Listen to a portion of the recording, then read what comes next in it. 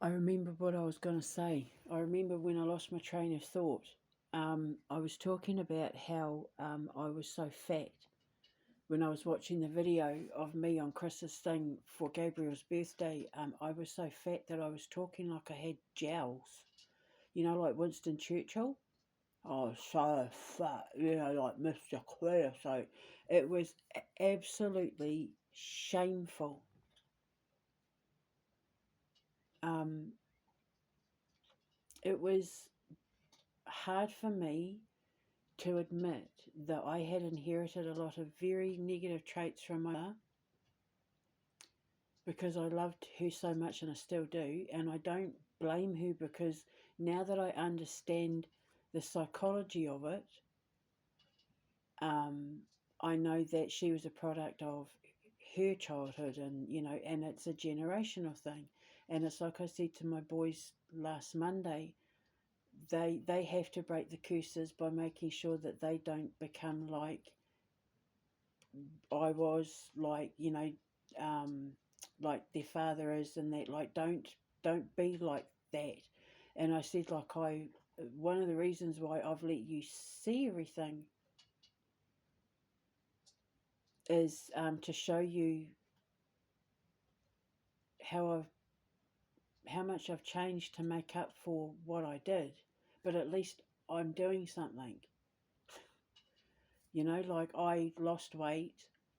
I took etiquette classes. I started working on myself and figuring stuff out.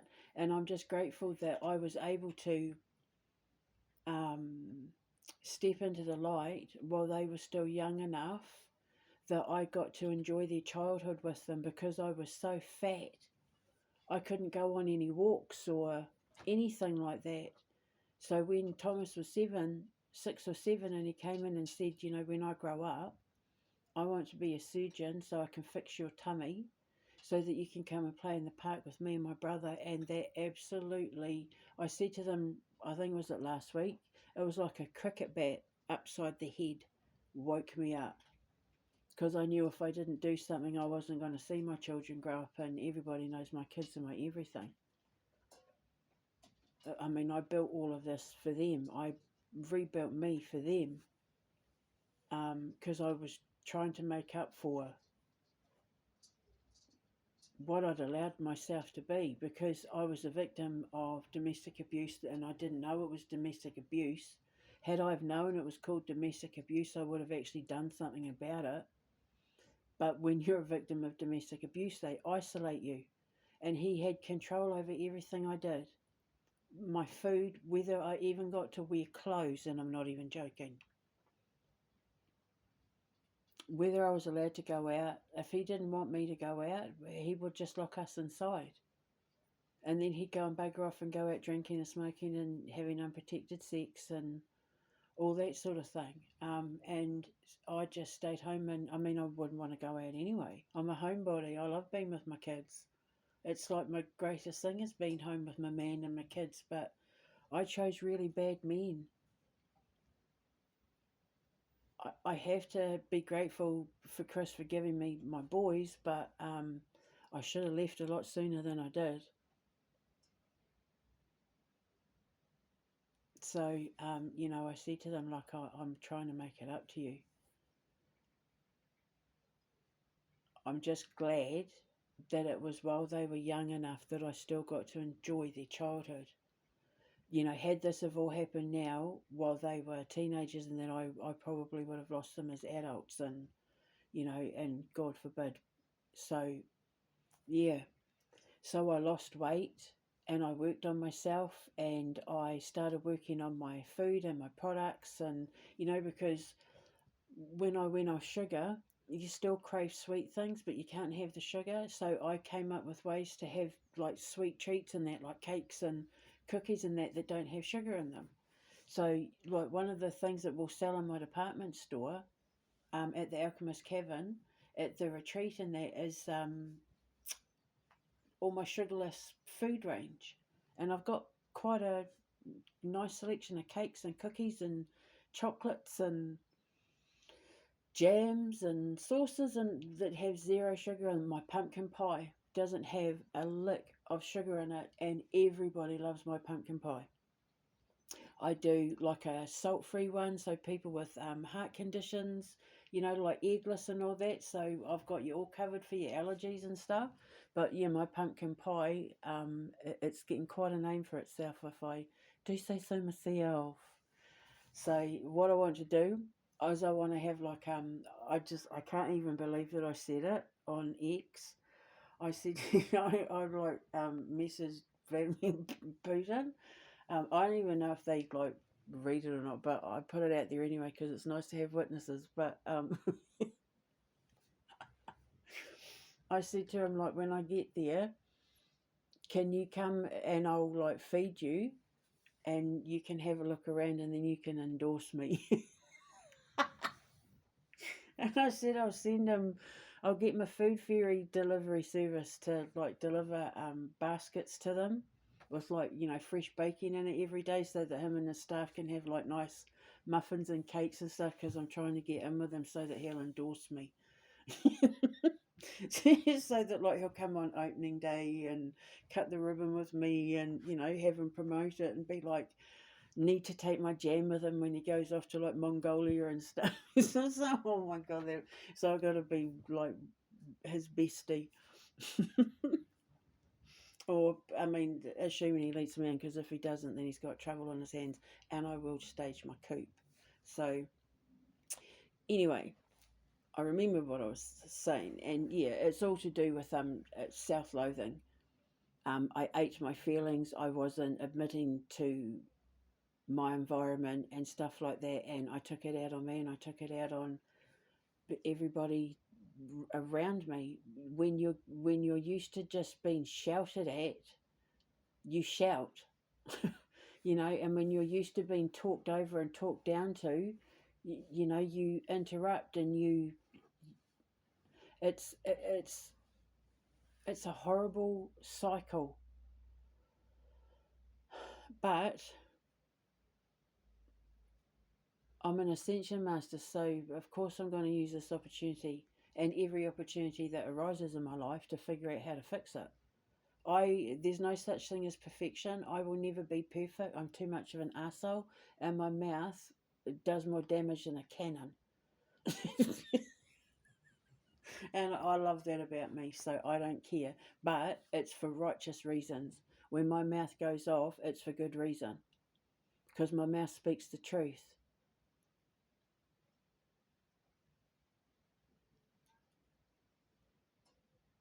I spit the truth like a gun spits bullets. So, yeah, um, I don't sugarcoat things. And I don't like weakness in people. So don't come at me with excuses. I don't like you, if you come on my show and you're making excuses for yourself, or why you can't, or why this can't, or blah blah blah. I'll lose my patience with you after a while, because you're making excuses. It's laziness. You're trying to talk yourself out of working on yourself. In which case, why did you even ring me? You're just going to embarrass yourself. So only come to me if you're genuinely wanting to do the work. If you're at that point where there is no other option but this one way to try and get out. And I promise you, God will, or your ancestors, whoever you believe, the universe will always have your back. You will always have enough. You will always make it through every day, as long as when you get up in the morning, your primary goal is just to get to the end of the day, because it means you're not hurting yourself, you're not trying to kill yourself, you're not starving, you're not sick, you're not, you made it through another day. Even if you're sleeping under a bush, you made it through another day. Just get through each day. And work on yourself and be honest. It's horrible. It's a horrible job. You're going to feel like you're drowning in your own ancestral poop, but it's the only way you can purify yourself. Um, there's things that you'll have to admit to, like sexual abuse, having to admit, yeah, that did happen. Like I knew it. What because children have an incredible ability to block out trauma, psychological trauma, and often we don't remember it until we're adults. Something will trigger a memory, but you'll talk yourself out of it. Don't be afraid to explore it. Talking yourself out of it is a form of denial, which is a form of protection. Your mind doesn't want to go there. So when you talk yourself out of it, it's because you're not wanting to see something you need to look at. But I promise, once you rip that band-aid off, you're going to feel so much better. And you don't even have to do it to anyone else. Talk into a phone. Write it all down, type it all out, or just think it in your head. Turn it into songs, but get it out. And work on yourself. Don't be afraid to go there.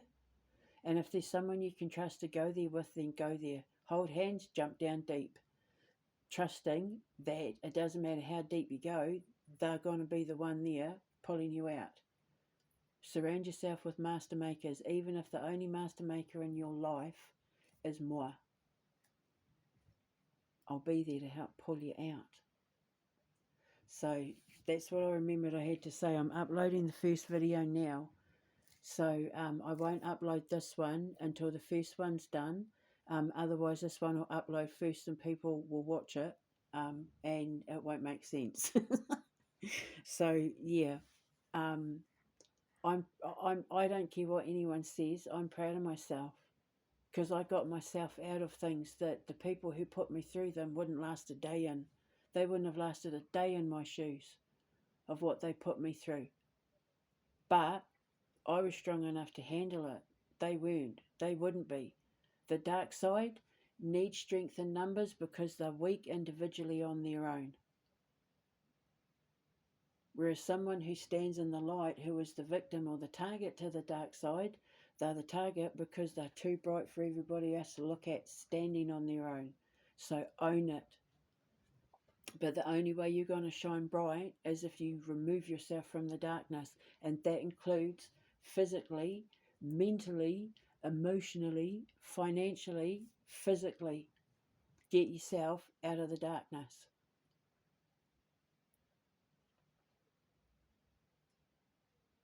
And I will be your little beacon of light. I don't know what I'm going to call my show. I know I'm definitely having my occult private eye kind of one where we're going to talk about the paranormal and supernatural and unsolved mysteries and all that sort of thing. Oh my God, I can't wait. I get so excited. um, yeah, so I need to think of a name for this one. I put on sorry, I should say like, I put on voices because I'm rehearsing voices for my shows and characters and that. Remember I said like I'm going to have my own room where I record my shows and voices. I'm that voice that I did just there, I'm thinking is one of my characters for my show The Art of Creation, but I'm not sure whether to make you like a bit of a sort of stuck up New Zealander or um, something a bit more Sussex Essexy, you're right babes sort of thing. So Pearl, she's she's a witch from the um, Witch of Endor in the Bible. She's the descendant of the Witch of Endor. So she works for the Ministry of Souls, and she kind of talks like that. So she thinks she's a bit more high mighty than she actually is. She was the one that came up with the word coop because she thinks she's got because she took the etiquette classes. Now she thinks that she's Miss International with the languages, with the Espanols. So yeah, that's yeah. So sorry. So I've been working on the voices because, like I said, when I get to Moscow, when my feet hit the ground, they're going to hit the ground running because I've got a lot to do. I've got a games company to start. Like I've got to get my dating app getting made while I'm finding a place to build it all in. I want to get stuff going, you know. So and one of them is my radio show. The radio show is important, and while I'm doing the radio show, then I can record the voices for the stories. You know, I'm going to be doing kids stories on a Sunday morning, and a lot of the stuff that I write can be done on radio before it's turned into little animated series, because I kind of like the idea of giving people a sample of the stories before we're able to get them turned into the TV, you know, the animated series and all the other shows that I have planned in that. So, because all my characters in that are all interwoven. So, um, yeah. So I'm thinking I might do Pearl, and I'll do definitely got to do Brahena Sithusa, but I do think I might do Pearl because I think that her accent and Brahena Sithusa's accent slash Princess Anahita are going to be quite hard to do for anyone who's not a New Zealander. And being in Russia, I don't know where I'm going to find many voice acting New Zealanders from. so I might just have to do it myself until someone else can take over, someone who can do it. So because they're very distinct. Although with Brahena Sithusa's voice, I've kind of toned her voice down. There's something slightly more drawn out and soft and genteel, but with a hint of sort of English. Because if anyone else was going to do Princess Anahita, then it's easier to give it a slight English twang than go full on New Zealand. However, what I did think was I could just do my voice and then they could use computers to make my voice sound like a girl's. They can do that stuff now. So whoever does the voice of the Moon King, you know, will be able to, when we do the scenes in his movie and Lucian's Dragon, because his name's Lucian in The Dragon Princess, so the Lucian's Dragon now becomes, sorry, Andre's Dragon, i.e.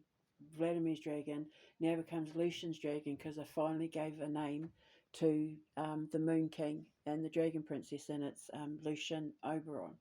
So King Lucian Oberon, King Oberon. So yeah. So anyway, we can just, whoever does the king's voice and I'll do my voice, we'll be able to use graphics to make our voices sound young. So I might not even need an actress to do that anyway. I can just do that myself. But with Pearl, unless I can find someone who can do, you know, like the accent that I'm looking for, I'll probably have to do her myself. So I'm practicing, because like I said, a lot of the stuff that I write is going to be all done over the radio before you even see it, like on our streaming service and stuff. So it's just to give you a taste. Okay, so I literally haven't even eaten all day. I had breakfast like it was about 5 o'clock this morning or something, was it? Well, when did I record that first video? They had been sitting there for about an hour and a half. I'd had cornflakes and it was so soggy by the time I ate it, it basically just looked like a smoothie. I can't remember. I'm losing track of time because all I'm doing is I'm just focused on getting to Moscow, get justice, get the money, get the visa, get out. So, okay, so I will upload this after the first one's upload, and then this one will make sense. I will speak to you later. Ka kite anō. Bye. Mwah.